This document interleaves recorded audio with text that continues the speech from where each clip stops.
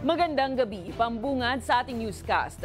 Tila mas bukas na ang Pilipinas sa pakikipagtulungan sa International Criminal Court na kasalukuyang iniimbestigahan ang umano'y kriminalidad sa panahon ng madugong drug war ni former President Duterte.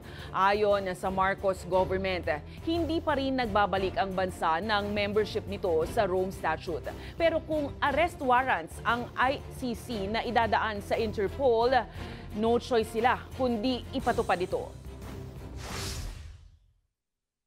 Handa ang Pilipinas na arestuhin ng sinumang personalidad sa bansa alinsunod sa arrest order ng International Criminal Court o ICC kung sakaling hilingin ito ng International Criminal Police Organization o Interpol. Yan ang sinabi ng palasyo kasunod ng pahayag ni Justice Secretary Jesus Crispin Remulla na may nakaambang dialogo sa pagitan ng gobyerno ng Pilipinas at ng ICC.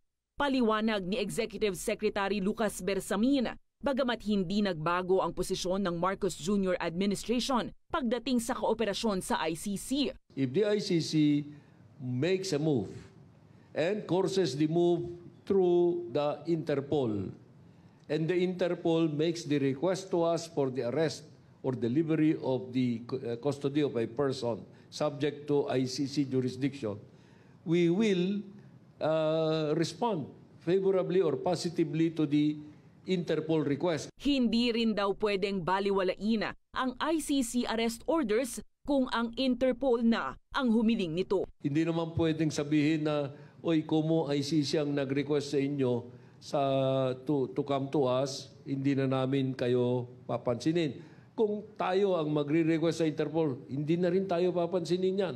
Una nang kumalas ang bansa sa ICC alinsunod sa utos ng dating Pangulong Rodrigo Duterte. Iniimbestigahan ng naturang korte si Duterte at mga dati niyang opisyal kaugnay ng umano'y mahigit 6,000 extrajudicial killings sa panahon ng drug war. At nitong November 2024 lang, hinamon pa ni Duterte ang The Hague. So I'm asking the ICC through you na magpunta na sila dito bukas, umpisahan na nila ang investigation.